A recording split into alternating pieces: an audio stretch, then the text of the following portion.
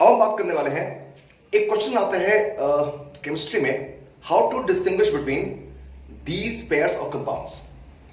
सुनिए क्वेश्चन क्या आता है, how to distinguish between these pairs of compound. आपको दो कंपाउंड दिए होंगे, एक ए और एक बी, और आपसे ये पूछा जाता है कि ए और बीच में बी के बीच में आप डिस्टिंग्विश कैसे कर सकते हो।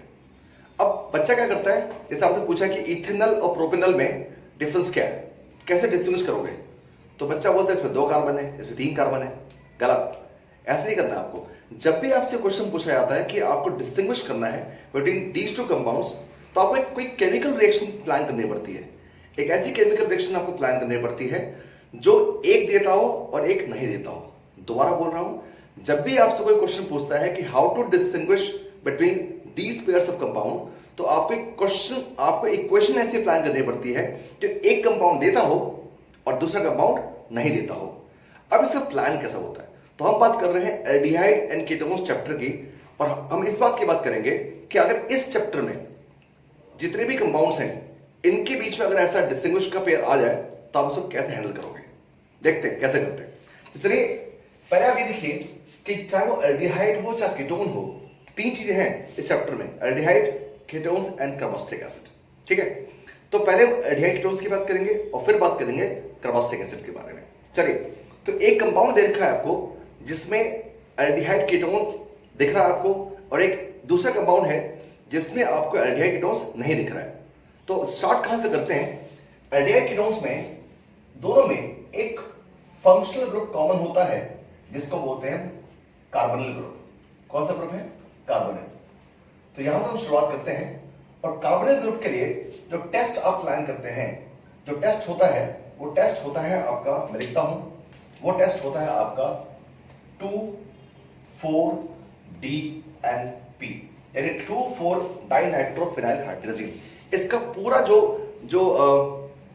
प्रोसीजर है वहां से समझते हैं और बिल्कुल सिस्टमेटिक जाएंगे, क्योंकि अगर आप सिस्टमेटिक गए तो आप आराम से पता कर सकते हैं। बहुत आसान है। कैसे 2,4-DNP टेस्ट क्या होता है मैं आपको लिख देता हूं। किसी भी अगर कंपाउंड जिसमें ग्रुप है कौन सा, कार्बोनाइल, तो उसमें आप देते हैं ये ग्रुप NH2, उल्टा लिखेंगे NH2 CO NH NH2। अगर आप इस ग्रुप से रिएक्शन कराएंगे, यानी इस कंपाउंड से, जिसे आप बोल कहते हैं सेमी कार्बोनाइल, तो ये आपने नाम सुना होगा। लेकिन 2,4-DNP कौन सा होता है आपको याद दिला दूं। 2,4-DNP आपको याद दिला रहा हूं कि कोई सा भी अगर अमोनिया एंड देयर डेरिवेटिव, जैसे ये कंपाउंड भी एक अमोनिया एंड डेरिवेटिव हुआ करता है, ठीक है, तो कोई सा भी ammonia and derivative compound selection कराते हैं तो कंपाउंड में हम लिखते हैं C+N और फिर यहां Z लिखते हैं। जैसे इस केस में Z आपका ये हुआ, ठीक है। तो अब 2,4-DNP किसको बोलते हैं, 2,4 डाइनाइट्रोफिनाइल हाइड्रोजीन। तो कंपाउंड था आपका हाइड्रोजीन और कंपाउंड था हाइड्रोजीन NH2 ठीक है, ये कंपाउंड था 2,4 डाइनाइट्रोफिनाइल हाइड्रोजीन। इसमें से आप एक H हटाइए और एक H हटा के अगर आप एक फिनाइल ग्रुप लगाते हैं तो इसे बोलते हैं फिनाइल हाइड्रोजीन। और 2,4-DNP मतलब 2 पे आपने N2 लगाया है और 4 पे आपने NO2 लगाया है, तो ये कंपाउंड आपका हो गया 2,4 डाइनाइट्रोफिनाइल हाइड्रोजीन।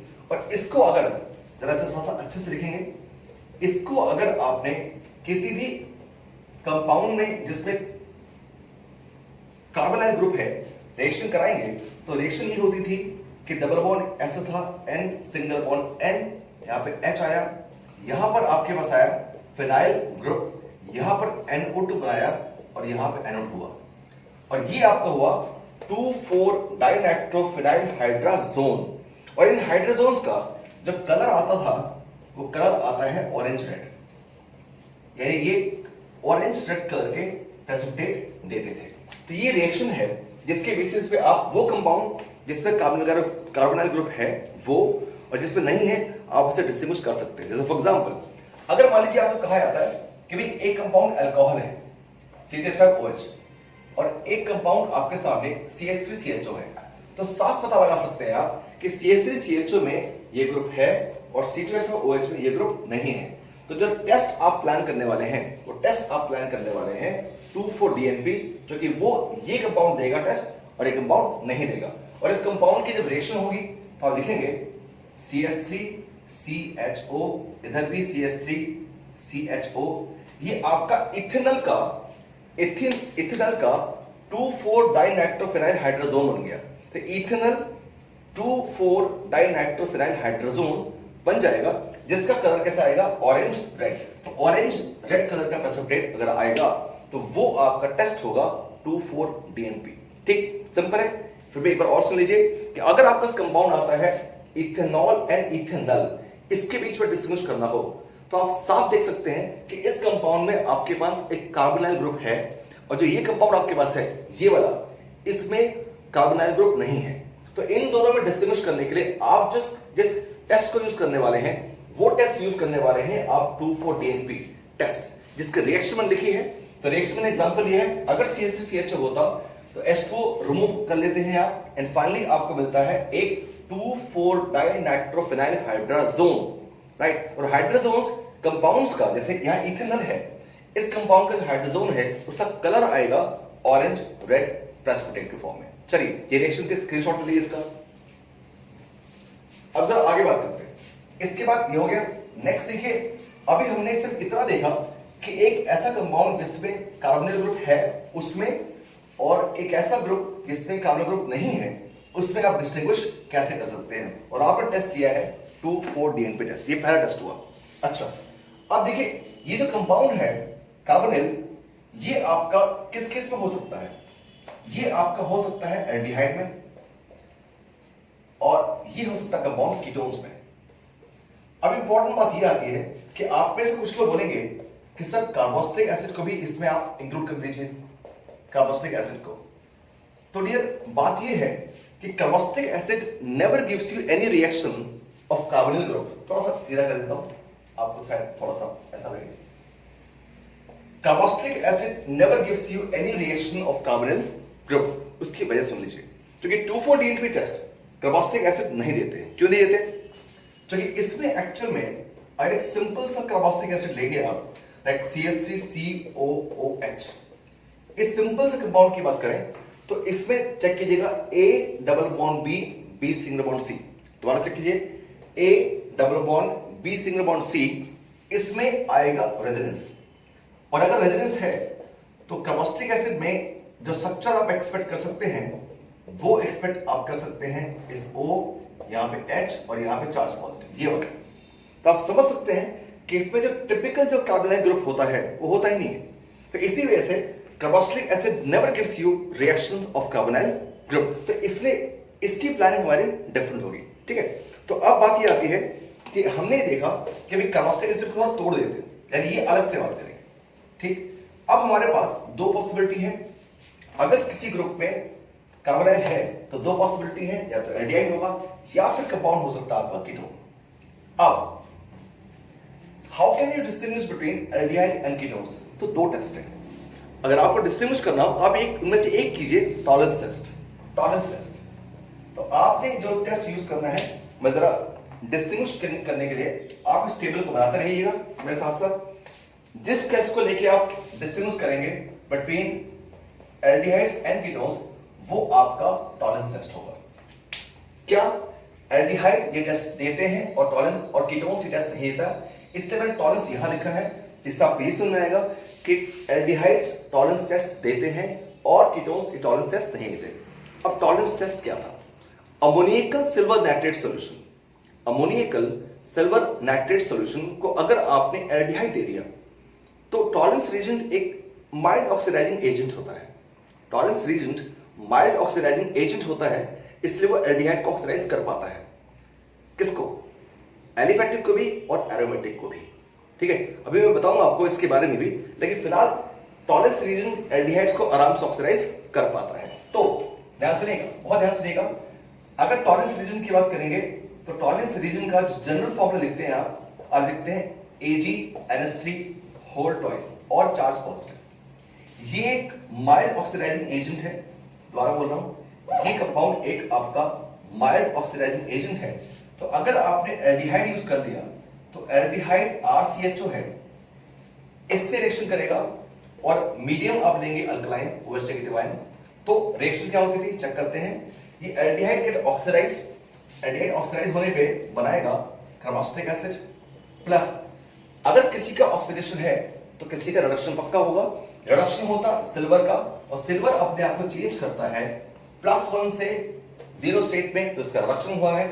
और इंपॉर्टेंट बात, अमोनिया आपकी फ्री हो गई। एक चीज और भी है, यहां पर आपका ये बेस है, ये बेस इस एसिड से रिएक्शन करेगा तो इस H को ले जाएगा और आपको मिलने वाला है H2O, यानी फाइनली आपको मिलने वाला है RCOO नेगेटिव। एक बार और सुन लीजिए क्या होता है।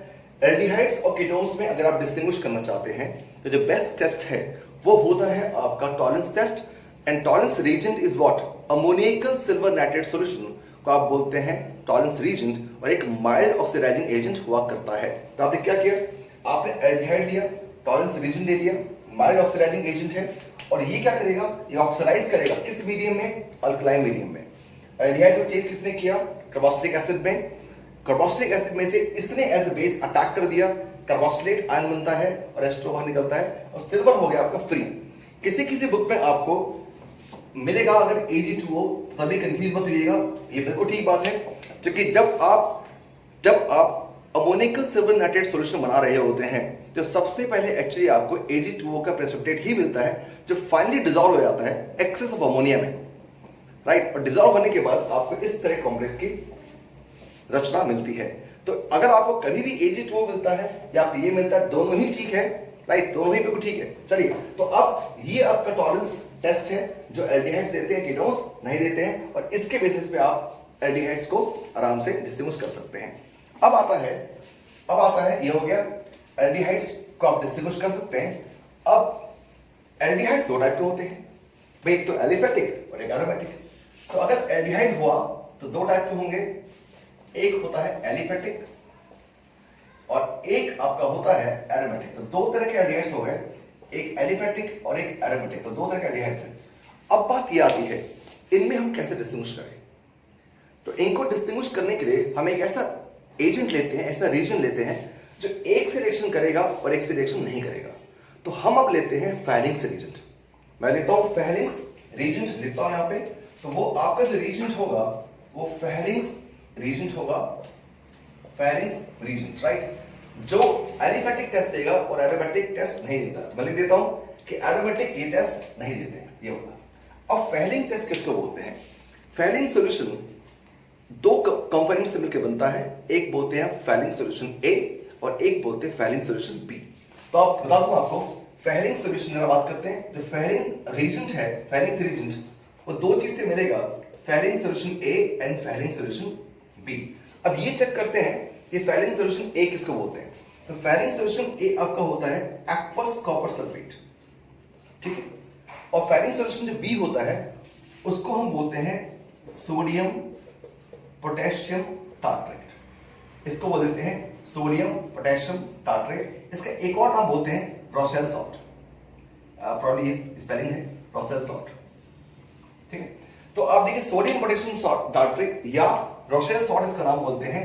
और बेसिकली ए और बी का 50-50% मिक्सचर आप लेते हैं और उसको एक सोल्यूशन ऐड, मतलब क्या करना आपको, आपने फेरिक सोल्यूशन ए लिया सपोज 10 ml, आपने फेरिक सोल्यूशन बी लिया 10 ml इक्वल, इसको आपने ऐड कर दिया और ऐड करने के बाद जो मिलता है उसे आप बोलेंगे फेरिक सोल्यूशन और उसे आप यूज करेंगे। दोबारा बोल रहा हूं कि आप ferric solution A and ferric solution B दोनों का इक्वल मिक्सचर आप यूज करते हैं, इक्वल अमाउंट लेते हैं और उसके बाद आप यूज करते हैं, तो उसे आप बोलते हैं फेरिक सोल्यूशन, ठीक है।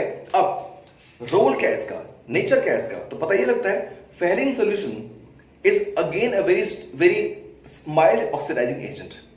और मैं आपको एक चीज बता दूंगा, देखिए फेरिक सोल्यूशन के बारे में बहुत अच्छे से मैं अपनी वीडियो से बात कर चुका हूं, यहां से फिर ये बात कर रहा हूं कि फेरिक रीजन में, जैसे मान लीजिए अगर आप ये जानना चाहते हैं कि फेरिक सोल्यूशन बी में सोडियम पोटेशियम टार्ट्रेट होता है, इसका रोल क्या होता है, इसका रोल क्या है, तो डिटेल में मैं बता चुका हूं, लेकिन फिर भी एक छोटी सी बता दूंगा आपको मैं यहां पे।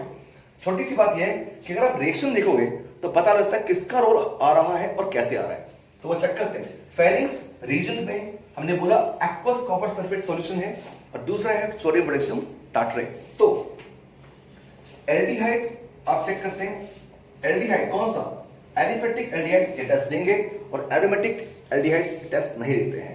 तो अगर आपने एलिफेटिक एल्डिहाइड लिया, ठीक, और आपने अगर aqueous copper sulphate means copper 2 positive ion. आपको सिर्फ एक चीज दे रहा है वो, that is copper 2 positive ion. Medium आपने रखा है, क्या रखा है? Alkaline OH negative ion. तो again it is oxidising agent, oxidise करता है एलिफेटिक को आराम से RCOO नेगेटिव। आप देख चुके हैं, बनेगा कार्बोक्सिलिक एसिड, बट ये OH ले जाएगा और ये बनाएगा H2O। और एक और चीज आपको लिख देता हूं, मेन चीज, तो H2O लिखता हूं बाद में, और यहां लिखता हूं जो मेन कॉपर ऑक्साइड है बनता है, और यहां पे आपको मिलने वाला है H2O। आई रिपीट, क्या होना है? एल्डिहाइड को copper 2 positive ion alkaline medium में ऑक्सीडाइज करेगा, किसमें? RCOO नेगेटिव में, कार्बोक्सिलिक आयन में। वाटर को रिमूव कर देगा और खुद अपने आप को रिड्यूस करेगा Cu2 में। लेट अस चेक कैसे। यहां पे कॉपर का ऑक्सीडेशन नंबर कितना है? 2 पॉजिटिव, और इस कंपाउंड में ऑक्सीडेशन नंबर है +1। तो 2 पॉजिटिव से +1 पहुंचा है, ये हो गया रिडक्शन। एंड एल्डिहाइड से कार्बोक्सिलिक एसिड आप समझ सकते हैं, हम बहुत बार बात कर चुके हैं in terms of oxidation number, या कैसे बात कर लीजिए, ये आपका हो गया ऑक्सीडेशन।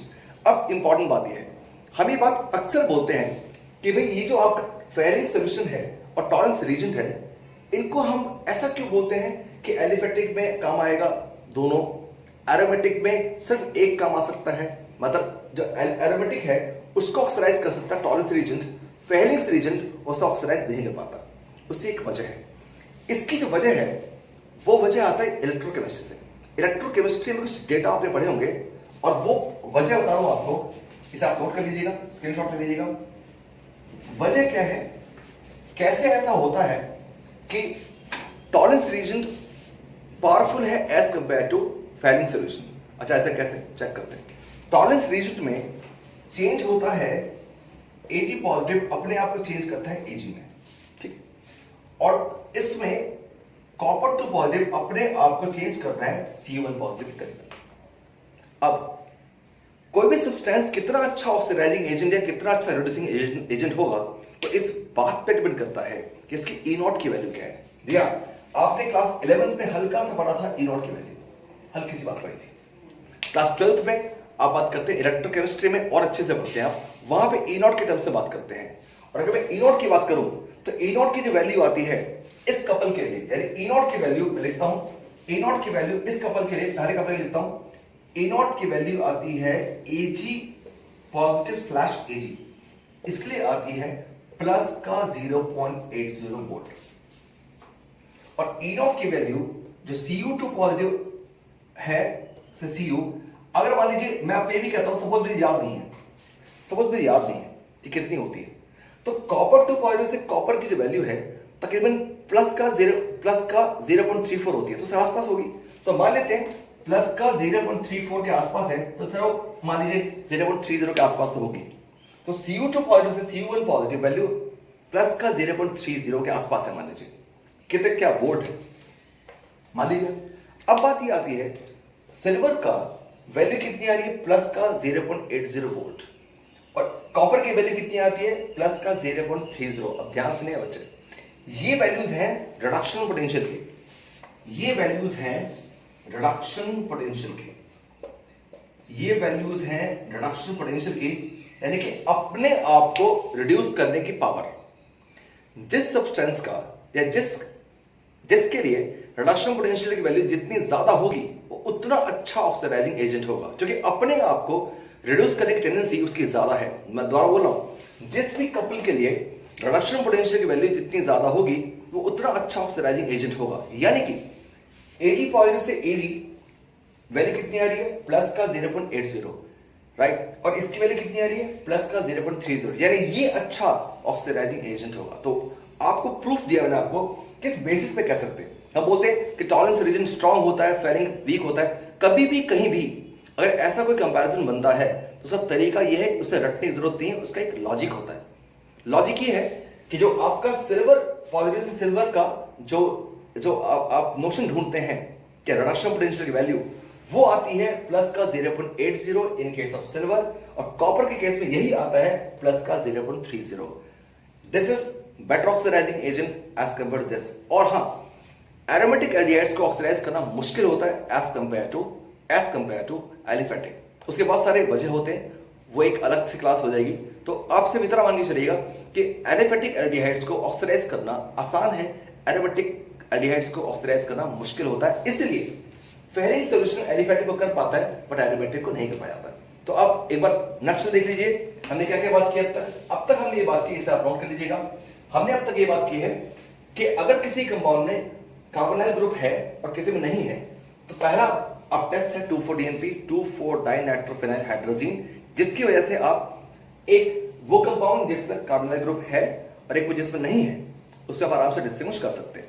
दूसरा देखिए, अब ये कंपाउंड दो में हो सकता है, एल्डिहाइड में हो सकता है, कीटोन्स में हो सकता है। एल्डिहाइड है या कीटोन है, एक ऐसा टेस्ट जो एल्डिहाइड्स देते हैं कीटोन्स नहीं देते, वो टेस्ट है आपका टॉलेंस।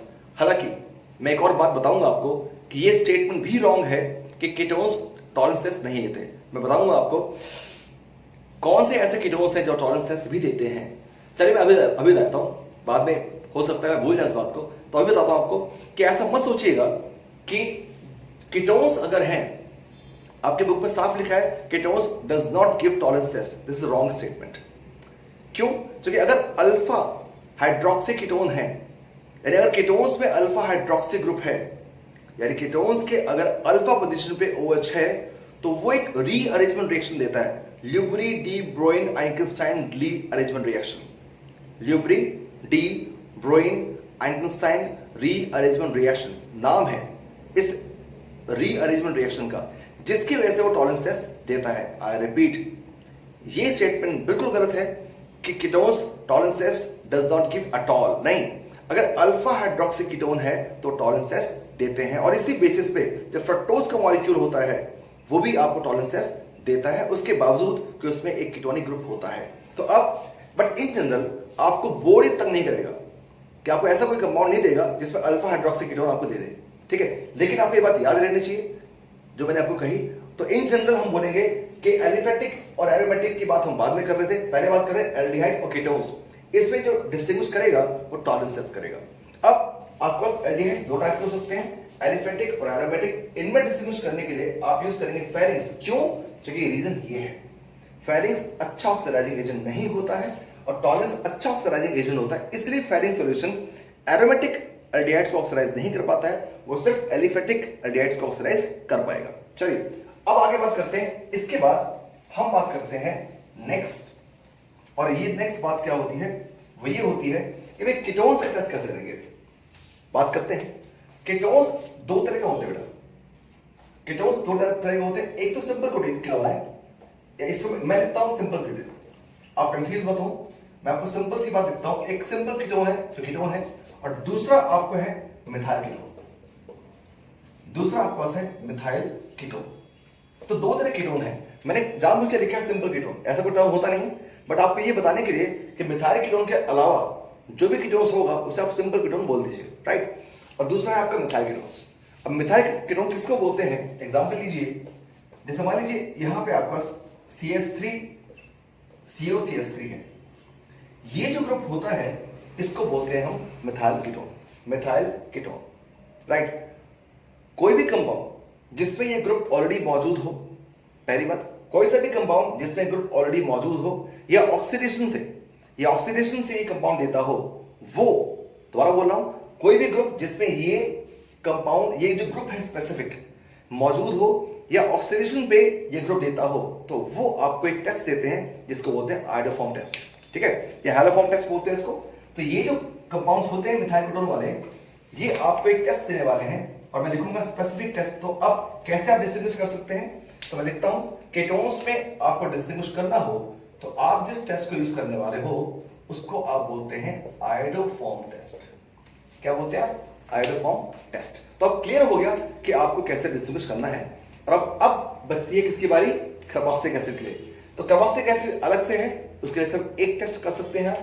तो कार्बोक्सिलिक एसिड के लिए आप जो टेस्ट करते हैं वो टेस्ट हम करते हैं, लिख देता हूं यहां पे, फॉर कार्बोक्सिलिक एसिड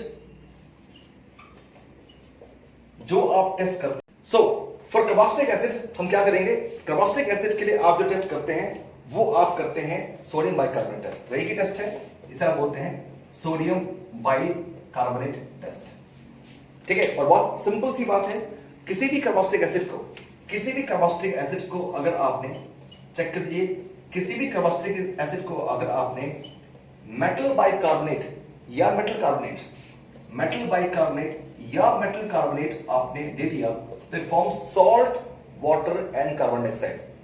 ये रिएक्शन आपने क्लास 10th में पढ़ी थी। तो कार्बोक्सिलिक एसिड को आपने मेटल कार्बोनेट या बाइकार्बोनेट, ये बाइकार्बोनेट है, ये कार्बोनेट है, अब कोई सा दे दीजिए तो इट फॉर्म सॉल्ट। सॉल्ट क्या बनाएगा? RCONA प्लस आपको देगा CO2 प्लस आपको देने वाला है H2O। तो ये आपको देने वाला है salt plus carbon dioxide and water, and carbon dioxide liberated will turn lime water milky। Carbon dioxide liberated will turn क्या लाइम वाटर मिल्की। इतनी सी बात है। अब इसके बाद आप चेक करते हैं और आप देखिए कि आपने यहां पे जितने भी रिएक्शंस किए हैं इसमें आयोडोफॉर्म टेस्ट की जो रिएक्शन होती है वो लिख देता हूं एक बार और फिर हम क्वेश्चंस की प्रैक्टिस करेंगे। चलिए अब मैं बात करने वाला हूं आयोडोफॉर्म टेस्ट की रिएक्शन क्या होगी, इसे आप नोट कर ही लिया होगा। और आयोडोफॉर्म टेस्ट की क्वेश्चन क्या होती है वो लिख देता हूं। सपोज आपके पास है कंपाउंड CH3COCH3, ठीक है, प्लस आपने यूज किया है NaOH प्लस I2। आपको क्या मिलेगा चेक कीजिएगा। CH3COCH3 को आप ऐसे मान के चलिए CH3COCH3, ये पार्ट देगा आपको आयोडोफॉर्म और ये पार्ट आपको देने वाला है सॉल्ट। चेक कीजिएगा, ये पार्ट आपको देगा आयोडोफॉर्म, यहां से आपको मिलेगा CHI3 और ये पार्ट आपका देगा सॉल्ट, तो ये बनाएगा CH3COONA। अब इसको समझ के मैं पूरी रिएक्शन एक बार और लिखता हूं और अभी रफ कर रहा हूं। चलिए अब हम करेंगे क्वेश्चंस। कौन सा कंपाउंड कौन सा टेस्ट देगा, कौन सा नहीं देगा। चलिए बोर्ड पे 3 मार्क्स का क्वेश्चन ही पक्का आएगा, तो इसके लिए प्रैक्टिस इसकी अच्छी होनी चाहिए। और अब हम बात करेंगे आयोडोफॉर्म टेस्ट, एक बार लिख देता हूं आपके लिए रिएक्शन और उसके बाद हम क्वेश्चन करेंगे। तो आयोडोफॉर्म टेस्ट कैसे लिखेंगे आप कि CH3COCH3 plus NaOH plus I2। और हां अगर इसकी जगह कहीं लिखा हो कहीं पे NaOI तो कंफ्यूज मत होइएगा, और अगर कहीं ऐसा लिखा हो कि सोडियम हाइपोआयोडाइट, सोडियम हाइपोआयोडाइट तब भी कंफ्यूज मत होइएगा, ठीक है। तो ये क्या देगा, इससे मिलेगा आयोडोफॉर्म CHI3 प्लस इससे आपको मिल जाएगा सॉल्ट, तो सॉल्ट आपको मिलने वाला है CH3COONA प्लस NaI और आपको मिल जाएगा H2O। ये आपको बाय प्रोडक्ट मिल जाते हैं। और आयोडोफॉर्म का CHI3 का जो प्रेसिपिटेट होता है वो येलो कलर का होता है, तो इट फॉर्म्स येलो प्रेसिपिटेट। चलिए अब बात करते हैं, ठीक। अब आपको मैं कुछ क्वेश्चन पूछूंगा और आप बताएंगे कि इनमें कौन सा टेस्ट आप दे सकते हैं, ठीक है। Let's start. First question, first question बात करते हैं।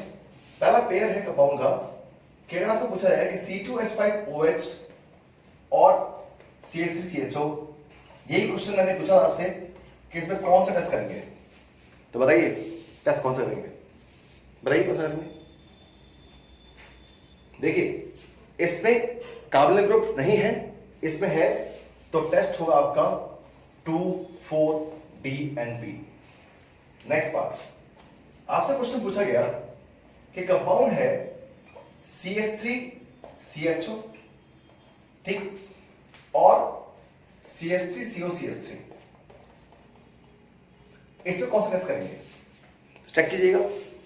ये एल्डिहाइड है और ये कीटोन्स है, ये एल्डिहाइड और कीटोन्स, तो एल्डिहाइड कीटोन्स को डिस्टिंग्विश कैसे करते हैं हम, विद द हेल्प ऑफ कौन सा टेस्ट था, टॉलेंस टेस्ट।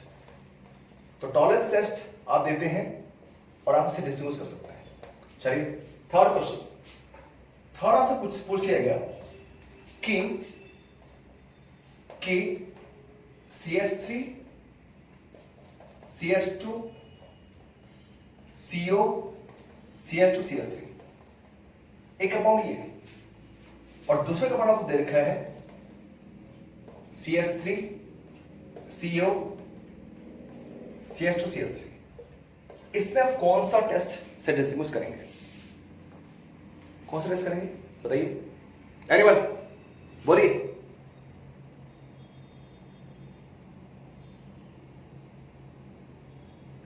बताइएगा या दैट्स करेक्ट आइडोफॉर्म। क्यों? उसका रीजन ये है कि देखिए इस कंपाउंड में मिथाइल कीटोन है और इस कंपाउंड में मिथाइल कीटोन्स नहीं है, इसलिए टेस्ट का नाम होगा आइडोफॉर्म। बिल्कुल फर्स्ट क्लास आंसर था, आइडोफॉर्म टेस्ट। नेक्स्ट देखिए, नेक्स्ट आपके कुछ क्वेश्चन पूछा जाता है, अगर आपसे पूछा जाए कि फॉर्मिक एसिड और एसिटिक एसिड इन दोनों में आपको डिस्टिंग्विश करना हो, ध्यान से नहीं, अब आप ध्यान से सुनिएगा। अगर आपसे क्वेश्चन पूछता है कि भाई इथेनॉल और इथेनोइक एसिड में डिस्टिंग्विश कीजिए, तो बहुत आसान होता। क्यों आसान होता? क्योंकि इथेनोइक एसिड जो है ये वाला कंपाउंड सोडियम बाइकार्बोनेट टेस्ट देगा और ये कंपाउंड नहीं देगा, आसान था। लेकिन अगर आपसे पूछा है कि भाई फॉर्मिक एसिड और इथेनोइक एसिड, इसमें अगर आप डिस्टिंग्विश करो तो अब आप फंस जाएंगे। क्यों फंस जाएंगे? क्योंकि दोनों ही कार्बोक्सिलिक एसिड है। तो अब ऐसी क्या राज की बात है जो अभी तक हमने पढ़ी नहीं, वो आप सुनिए ध्यान से। जब क्वेश्चंस करते हैं तब आप नया सीखते हैं। Formic acid and acetic acid, अगर आपको इनको डिस्टिंग्विश करना हो तो याद रखिएगा, एकमात्र ऐसा टेस्ट है जो फॉर्मिक एसिड देता है और इथेनोइक एसिड नहीं देता है, वह टॉलरेंस टेस्ट। टॉलरेंस टेस्ट, तो टॉलरेंस टेस्ट फॉर्मिक एसिड देता है और इथेनोइक एसिड नहीं देता है। और अगर टेस्ट देगा तो रिएक्शन क्या बनेगी? तो रिएक्शन आप ऐसे लिखेंगे कि HCOOH प्लस आपने टॉलरेंस रिएजेंट यूज किया AgNH3 whole twice charge positive, and यहां पे मीडियम आपका अल्कलाइन हुआ। और सबसे इंपॉर्टेंट बात, टॉलरेंस रिएजेंट है ऑक्सीडाइजिंग एजेंट। ऑक्सीडाइजिंग अगर एजेंट है तो फॉर्मिक एसिड को किसमें ऑक्सीडाइज करेगा? तो याद आना चाहिए आपको, मैं हमेशा आपको बता रहा हूं, alcohols on oxidation gives you aldehyde, aldehydes on oxidation gives you carboxylic acid, and carboxylic acid on oxidation gives you CO2 and water. That's very important. दोबारा सुनना, वो बेसिक इंफॉर्मेशन जो आज तक आपको देते आया हूं, उसके बेसिस पे आप क्वेश्चन करेंगे। क्या? Alcohols on oxidation gives you aldehyde, aldehydes on oxidation gives you carboxylic acid, and carboxylic acid on oxidation gives you CO2 and water. यानी कि ये कंपाउंड आपको देने वाला है carbon dioxide and water plus Ag reduce हो गया, ammonia free हो गई, ठीक है। और इसी को आप बोलते हैं सिल्वर मिरर टेस्ट। तो टॉलरेंस रीजेंट आपको देगा सिल्वर मिरर टेस्ट, पॉजिटिव किस केस में? फॉर्मिक एसिड केस में, और एसिडिक एसिड इस केस को इसको नहीं देंगे। तो ये बहुत ही इंपॉर्टेंट एस्पेक्ट था जिससे कि आप डिस्टिंग्विश बिटवीन आराम से कर सकते हैं। एक और क्वेश्चन देता हूं, अब चेक कीजिएगा। अगर आपसे क्वेश्चन पूछा जाता है, ध्यान सुनिएगा, और मैं ऐसे क्वेश्चन पूछता हूं कि अगर आपको दो कंपाउंड दे दिए और आप क्वेश्चन अलग से पूछ लिया, यस और नो, ट्रू एंड फॉल्स में, तो क्वेश्चन ये पूछ लिया आपसे कि क्या आप इथेनॉल चेक कीजिएगा ध्यान से, और इथेनॉल को मैंने अभी आपसे क्वेश्चन दिया और आपसे मैंने बोला कि ये टॉलरेंस टेस्ट देगा एंड सो ऑन, या 2,4-DNP दे सकता है, ठीक है। अब मैं सिंपल सी बात पूछता हूं आपसे कि क्या आप इसको आंसर दीजिएगा यस और नो में, क्या इन दोनों कंपाउंड्स को आप टेस्ट दे सकते हैं 2,4-DNP? 2,4-DNP से क्या आप इसे डिस्टिंग्विश कर सकते हैं? Answer is yes. Next question ये है कि क्या आप इसको आयोडोफॉर्म टेस्ट से आप इसे डिस्टिंग्विश कर सकते हैं? तो आपको सोच के बताना है कि आंसर यस होगा या नहीं होगा। मैंने बोला कि क्या आप इथेनॉल और इथेनॉल को आयोडोफॉर्म टेस्ट से आप डिस्टिंग्विश कर सकते हैं? तो आपका आंसर यस होगा या नहीं होगा, बताइए आंसर। दोबारा पूछ रहा हूं, इथेनॉल और इथेनॉल को क्या आप आयोडोफॉर्म टेस्ट से डिस्टिंग्विश कर सकते हैं? तो आपके दिमाग में यह आना चाहिए कि आयोडोफॉर्म टेस्ट की कंडीशंस क्या थी। होगा सर। चेक करते हैं। Iodoform test is given by those compounds which either contain a specific group known as methyl ketones or on oxidation. Check कीजिएगा, अगर मैं इसे ऑक्सीडाइज करा दूं तो ऑक्सीडाइज होने पे इथेनॉल देने वाला है सेम कंपाउंड भाई, इथेनॉल। ध्यान देखिएगा, ये ऑक्सीडाइज होके इथेनॉल ही बनाएगा, पर ये ऑलरेडी इथेनॉल है, कंपाउंड सेम हो गया, इसलिए आप उसे आयोडोफॉर्म टेस्ट से डिस्टिंग्विश नहीं कर सकते। Be very careful. कौन सा आपको टेस्ट कहां यूज करना है, ये बहुत ही इंपॉर्टेंट एक्सरसाइज होती है। आप हर चीज को हर जगह आप यूज नहीं कर सकते हैं, ठीक है। तो 2,4 DNP से आप इसे कर सकते थे, बट आयोडोफॉर्म टेस्ट से इसलिए कर सकते हैं क्योंकि ऑक्सीडेशन, आयोडोफॉर्म टेस्ट ऑक्सीडाइज करता है कंपाउंड को, और जिस फॉर्म में ऑक्सीडाइज करता है उसको देखिए आप कि कहीं ऐसा तो नहीं है सेम कंपाउंड मिल गया। तो इसलिए अगर मैं ट्रू फॉल्स के फॉर्म में क्वेश्चन पूछ लूं कि इन दोनों को क्या हम आयोडोफॉर्म टेस्ट से डिस्टिंग्विश कर सकते हैं, तो बच्चा इस क्वेश्चन के लिए रेडी नहीं होता है। वो यही सोचता है कि क्वेश्चन स्ट्रेट फॉरवर्ड यही आना है, क्योंकि सदियों से क्वेश्चन ही आता है। तो बताइए इन दोनों को किससे आप करेंगे डिस्टिंग्विश। तो बहुत सिंपल से एक्सरसाइज थी, बहुत सिंपल से आपके क्वेश्चंस हैं। एलिफेटिक मतलब हर चीज क्लियर है। अगर आपने इन सारे एग्जांपल्स को ध्यान से देखेंगे, इसके बाद आप लाख एग्जांपल कर लीजिए, कितने भी एग्जांपल कर लीजिए, you will be पक्का able to do distinguish between any pair of compound which contains carbonyl group. I hope you must have got it. Thank you.